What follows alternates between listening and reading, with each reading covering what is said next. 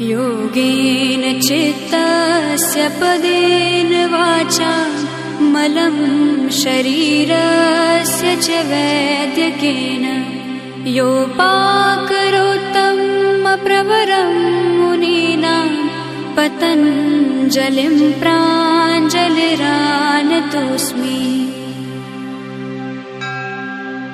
योगेन चित्तस्य पदेन वाचा मलं शरीरस्य च वैद्यकेन योपाकरोत्तं प्रवरं मुनीनां पतञ्जलिं प्राञ्जलिरानतोऽस्मि।